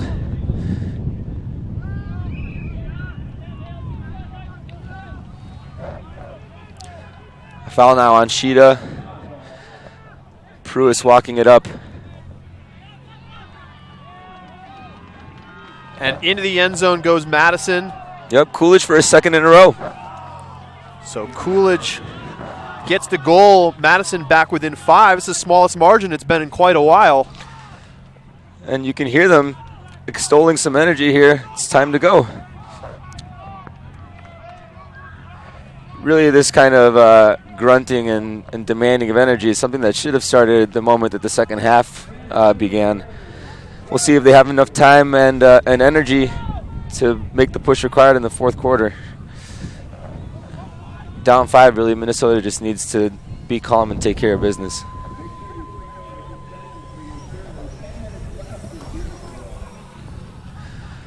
Owner, GM / player Feldman, I know right now, is sweating bullets. He wants this win. And it's a big win to get this win. Madison's going to have to play Dallas in a couple weeks in the Cross Coast Challenge. That, you know, you could see Madison probably going to be the underdog in that game. A win here puts Minnesota in a great position going forward in the season, looking to get a playoff spot. Sheeta off the line to Klein. It's a good job right there on the mark, preventing Klein from being able to really do much with the disc. Marking foul now, though. Mechanix got a little too handsy. Double team here. Lien with it, and he breaks around to Sheeta. That same characteristic patience here from Minnesota. Klein, cross field, and right where it needs to be, Minnesota gets another one. I wonder if they're looking to try and exploit Marquise Mason back there. Catch him in a moment where he's off guard, showing his young status as an ultimate player, mind you, not a radical. Yeah, as we talked about earlier, a great athlete, but not necessarily knowing where he needs to be on the field. And gets out of position there, and Klein makes him pay.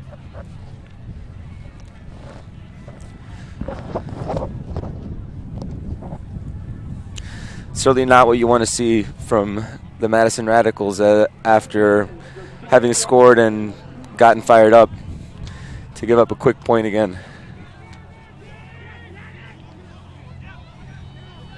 Sun setting on Minneapolis here.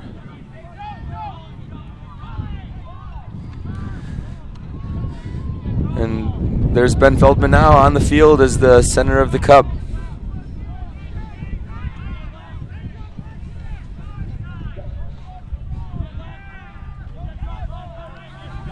There, Madison finds the connection through between the handlers and the cutters.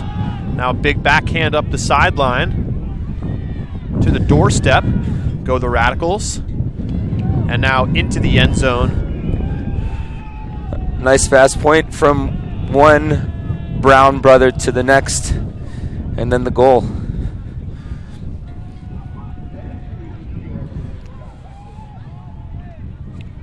Nice sequence there from the Madison offense. Just a little flip into the end zone for Karen.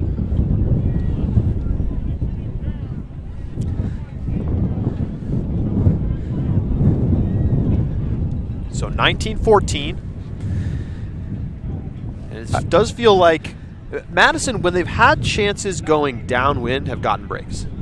Yes. But they have not broken upwind, not once in this game. And if they can get, I mean, they're basically going to need to get 2 upwind breaks, at which point then, you know, maybe they can make that comeback. Because if they can get the up-down twice, then it's a 1-point game, and all the pressure at that point swings to Minnesota. Sheeta. Really, there aren't that many more chances. We're in the fourth quarter here. They need to have a sense of urgency. I can tell there already is a sense of urgency because I've seen now 3 away shots by Andrew Brown, who is incredibly conservative with the disc. So if I know that he's decided to open up his throwing options, he feels like we got to go. Good double team on the sideline. Difficult spot. Excellent. Hammer trying to get out of it. Oh. And it's going to work as Osgar reels it in about 6 inches off the ground.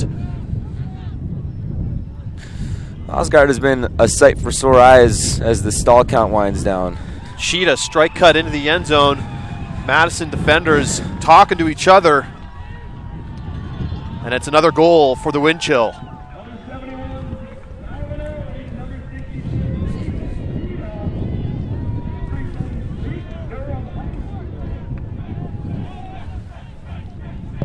See this one again.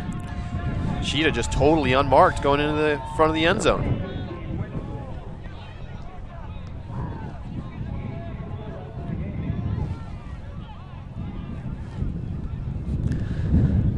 And really, just to go back to it, the large bulk of this lead was built in one stretch of the first quarter where Madison just had a rough patch on offense and didn't play good D, stopping Minnesota from going upwind, and Minnesota got the 2 upwind breaks, and although they've added onto it at times, that's really the margin here. Yeah, I mean, they knocked the Radicals back early and have done an excellent job of holding them at bay, which I think is harder. You can catch a team maybe not ready at the start of the whistle, but over the course of the game, they have maintained their composure. And a big layout block in the cup for the wind chill, and they have a chance to put this game away. That was telegraphed. Huge huck into double coverage. That's not going to happen. And a big layout, and it. No way. It's they're caught. No. They are signaling it a goal. Oh my God. And there was uncertainty from the referees, but Dylan DeClercq makes the catch. Unbelievable. Let's watch it again. We need to see that again. Does he get this? He got it. That. He got it. Unbelievable catch from DeClercq. I think that's Brian Schoenrock, 16. You're absolutely right, Hector. Yep. Schoenrock. I mean, who else would have the length here? We see if we can get an angle on it from this. Oh my gosh. Can't really see him make the catch there, but full, complete extension from Schoenrock. And we'll have to look at that one again. An unbelievable play. That was an incredible layout catch. Minnesota now with a 7-point lead. And that was also an upwind break. A backbreaker in so many ways. Yeah. If the Radicals are to have any hope, they needed to score that one quickly and efficiently, and they did, but even still. Well, let's look one more time at the catch from Schoenrock.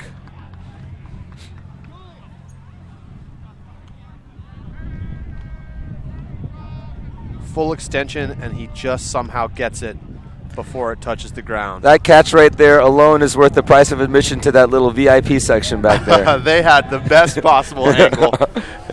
And that's not a paid-for endorsement, but I give it my sponsorship seal of approval. I would have loved to have been right where they were. So time running out here on the Radicals.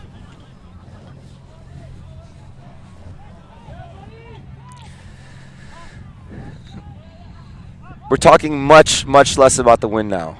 It's becoming a nice night out, the kind you take a romantic stroll on. Or maybe go out to an AUDL game. Not mutually exclusive. That's true. High stall situation, it pops up, and it's going to be taken away by the Radicals. So they'll have a chance to get one back here. It's a nice get by Bill Everhart there. And a big collision. Hate to see that late in the game. Not sure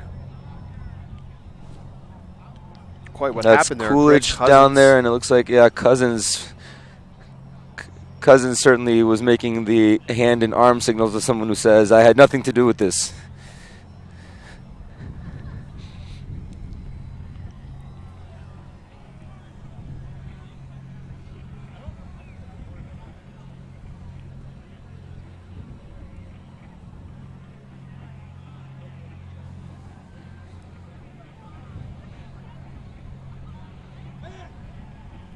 Coolidge pretty shaken up here, but he is sitting up now. I think he just said my favorite color is blue, but it's red, so get him off the field. Well, certainly no reason to push it here. But he's going to walk off on his own power, so may have just bumped his head the wrong way.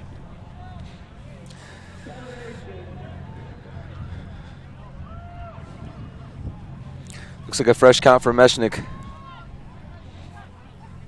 Bill set up on the brake side here as it's reset and goes straight up the line. But nothing there for him. Oh. Around backhand looking for Pettit Scantling. And into the end zone goes Madison. Great job by Buddy Meineke there. It's a nice find. And the wind at this point has basically gone to almost zero. So it's really calmed down.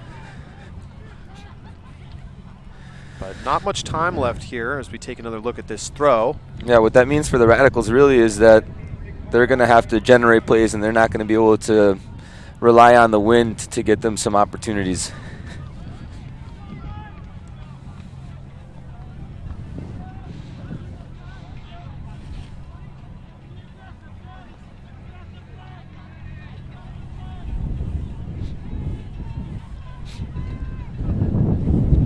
Set for the pull here.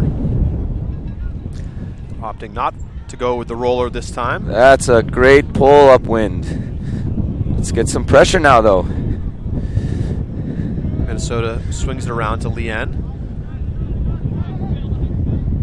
McLean to Sheeta.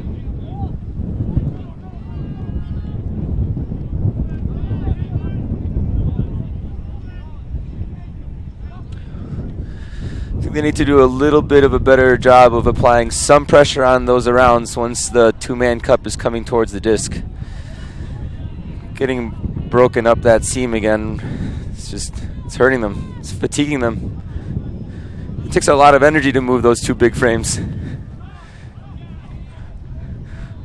Patient work by Minnesota. Weber situated on that mark now.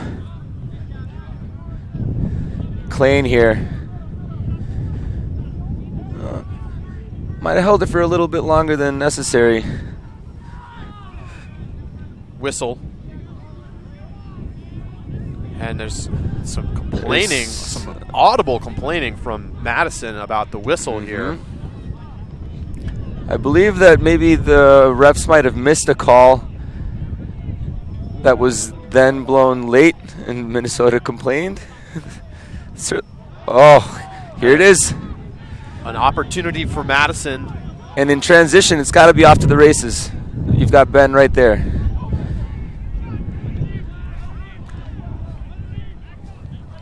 Nelson here to Kevin Brown, who says Brown end zone. Firing to Mason, and Mason's got it.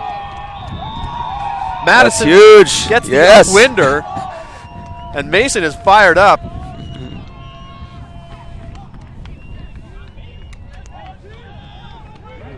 And finally, Madison knocking on that upwind end zone for much of this game, gets one to go on the hammer from Brown. Tim DeBile knew that taking Marquise Mason was a work in progress that was going to take time to develop, and it's nice to have him make those kinds of plays. Moments like that keep you fueled for those other times when you're getting roasted on the open side.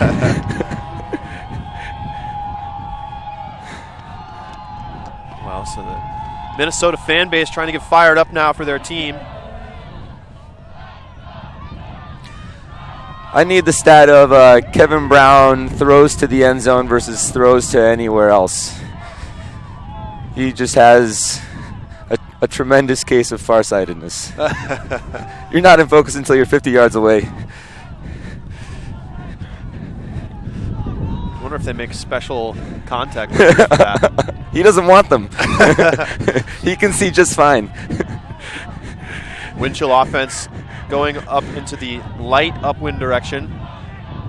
The pressure mounting here from this Radicals D-line. And this is a good defensive possession here for the Radicals to have. Some pressure and some man defense, and they've got to go the whole length. Klein with an excellent shot break there. Leanne out to Sheeta here. Simonelli far side, and a layout block on the under. Kevin Pettit-Scantling read that perfectly. And another huge block from Pettit-Scantling. But it's knocked away immediately again by the wind chill. To give it right back in that moment. So many times we've seen that this game. You know, Everhart is not happy. Aggressive and giving it back to the wind chill after getting the big turnover. Double team. Sheeta swings. Now Klein. Osgar. It was an issue that we had today at regionals when time is of the essence and you feel pressed. You need to score cleanly, not quickly. And a dangerous pass, knowing the stall count was getting high, and it's dropped. It's a good coverage sack. Pressure all around there by the Radicals. There wasn't a clean look. Well, Coolidge is back out there, so whatever pop to the jockey took earlier, he's come back from. Madison looking for their second consecutive break.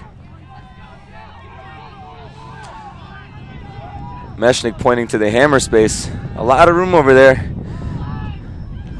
Big layout underneath and a whistle on the foul. Disc in the hands of Everhart.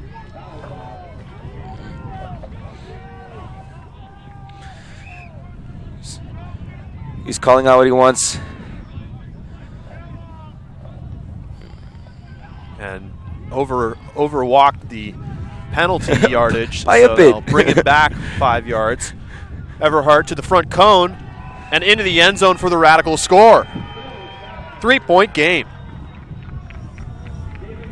Yeah, and that's David Buddy Meineke again. And it's a 3-point game now.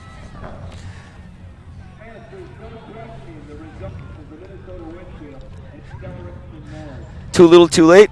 Nobody knows because there's no timer. Yeah, trying to keep an eye on what the time situation is, but the PA announcer also has not really been announcing the time because I doubt the PA announcer knows the time. But considering the Radicals sideline amped up, enough time left for it to be realistic. Yeah, definitely.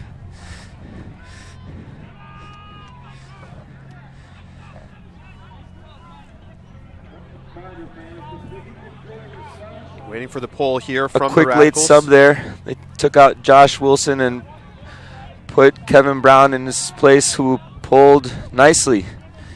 Long hang time. Fielded now, Matthew Burkhart. Burkhart swings across. It's Johnson. Soft and junky here. Radicals definitely mix up the defenses. Johnson double teamed. And he gets rid of it. Burkhart there. There's two guys back for Marquise Mason right now, and he's calling back for help. He has it now. And a high pass is turned over, looking for the reset, so Madison will have it again. Oh.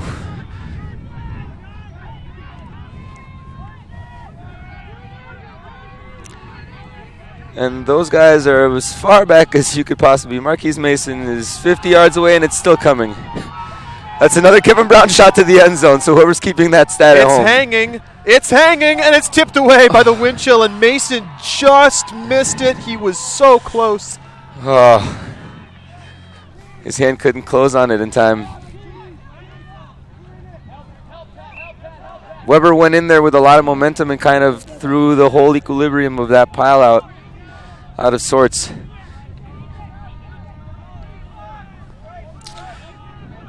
Wind chill working it.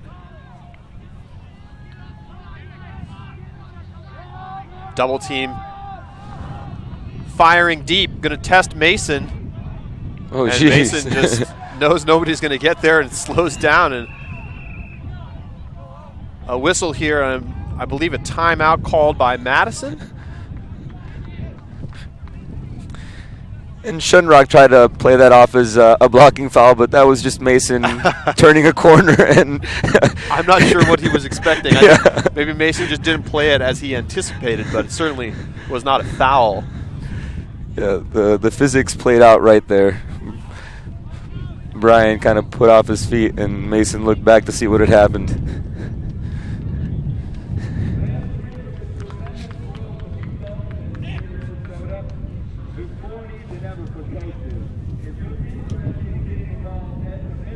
So, teams talking it over here during the timeout.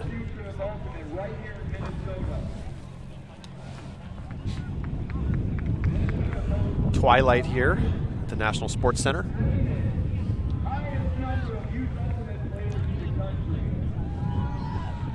Players will take their positions.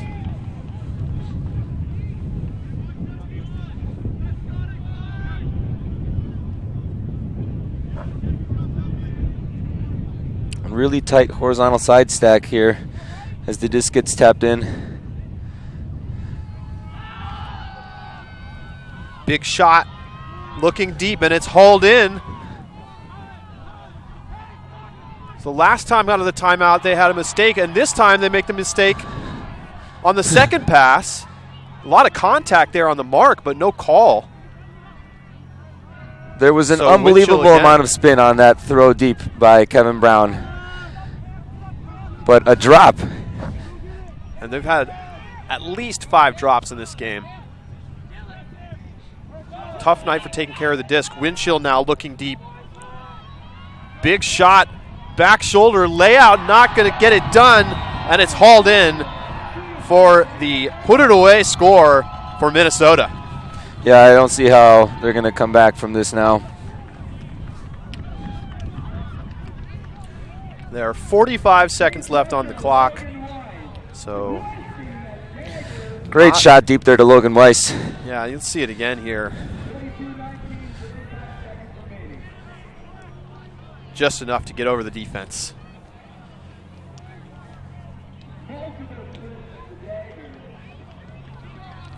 And I'm sorry, we have a score correction. It's actually 22-19 we just heard over the PA.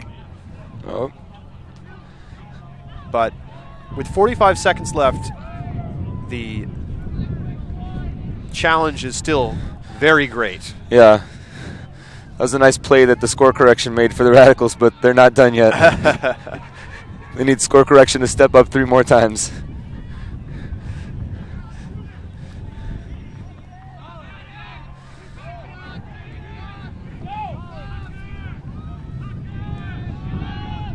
And this hammer has no chance. The Hucker call when Kevin had it here, but I'm not sure what he was looking at there. Didn't get enough air under the throw. So Minnesota will have it here and really just need to hold possession. They get a nice possession saving grab there.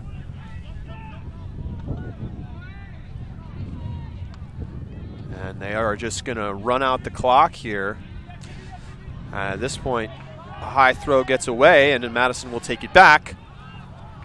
Big huck into a pile, and it's brought down by Kevin Pettit-Scantling at the horn, although it may have been taken away by his teammate. And that's it. And I believe that score will count, but it's, of course, not going to get the job done. And Minnesota holds on to take down Madison 22-20 here at home. That's a great win for Minnesota, as they're looking to set a new tone here. Well, and as we said at the start of the broadcast, it's been 3 years since Minnesota's beaten Madison. And they really look like a much, much improved team, as they did in their win over the AlleyCats last week, but certainly a much bigger test here tonight, and they passed. With flying colors, even though towards the end here the Radicals made up some of that ground, the wind chill did an excellent job of just keeping things simple, swinging the disc, and never really getting overly excited for long stretches. They made it as hard as they could for the Radicals to try and mount any sort of momentum on the defensive side. So Madison moves to 1-1. Minnesota still undefeated, 2-0. And they put themselves in a good position. They've got 2 more games against the Radicals this season. Once more here in Minneapolis and one away at Breese-Stevens Field in Madison. But getting the win here puts them in a great position as they look to a playoff run this season. Yeah, and it gets them believing that if they were able to make this kind of a performance here in front of their hometown fans, that they can close their eyes and pretend themselves into a home field advantage and do it anywhere else. This definitely puts the Madison Radicals on notice. Nothing is going to be handed to them in their division this year, and they're going to have to work. Well, I'd like to thank you so much for joining us. Final score here in Minnesota, wind chill 22, Radicals 20. For Hector Valdivia and the entire Ulti-World crew, this was a production of AUDL Extra. I'm Charlie Eisenhood signing off. We'll see you next week.